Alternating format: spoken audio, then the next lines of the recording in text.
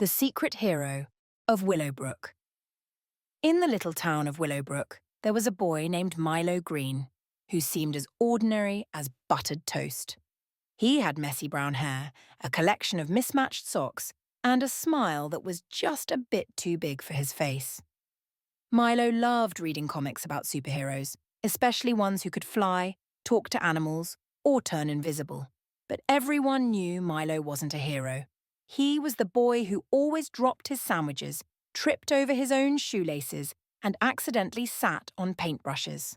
Or so they thought, because Milo had a secret. Late at night, when the moon was high, and the crickets sang their sleepy songs, Milo became the Wisp.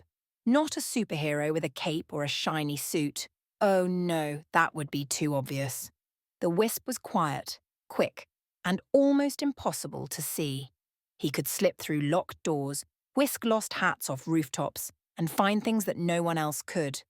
How? Well, Milo had discovered a scarf in his grandmother's attic. It was no ordinary scarf. It shimmered like starlight and hummed when he held it. When he wore it, he could move like a puff of smoke on the wind. Nobody noticed him unless he wanted them to. One sunny afternoon, Willowbrook was buzzing with excitement. The annual Blueberry Pie Festival was only a day away, and everyone was baking, decorating, and polishing trophies. Mrs. Puddle, the bakery owner, had been preparing her famous sky-high pie, a blueberry masterpiece taller than a cat. But that night, disaster struck. The pie was gone, completely vanished.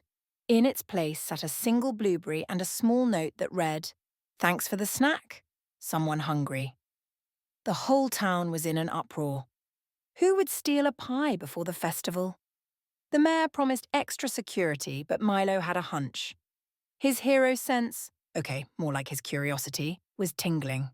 That night, Milo put on the shimmering scarf and became the Wisp. He followed faint blueberry footprints down the street, past the lampposts, and into the woods. There he spotted something odd, a trail of glittering crumbs leading to a hollow tree. Inside the tree was a raccoon. But not just any raccoon. This one wore a crooked crown made of bottle caps and string. Around him were dozens of pies, apple, cherry, pumpkin, even a lopsided lemon tart. "Hey!" Milo whispered. "You're the pie thief." The raccoon squeaked indignantly. "I prefer the term royal collector of tarts." Turns out the raccoon was King Ruffles, self-proclaimed ruler of the Forest Feast Kingdom. He hadn't meant to cause trouble, he just thought pies were the finest treasures in all the land. Milo explained the problem. The festival needed that pie, or Mrs. Puddle's bakery would be in big trouble. King Ruffles thought for a long moment, twitching his whiskers. Finally, he said, "What if I make it up to you?"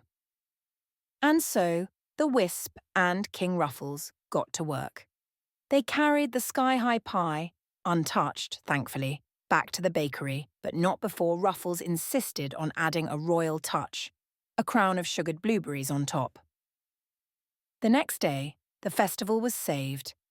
Everyone cheered for Mrs. Puddle's masterpiece. The mayor even said it was the prettiest pie Willowbrook had ever seen. No one suspected that a boy in mismatched socks and a raccoon king had saved the day. Milo slipped away, scarf tucked neatly in his pocket, and grinned to himself. That night, as the stars blinked awake, Milo whispered into the darkness, "Until next time." Because in Willowbrook, even the smallest heroes sometimes wear scarves instead of capes, and sometimes the best stories are the ones no one knows, except you.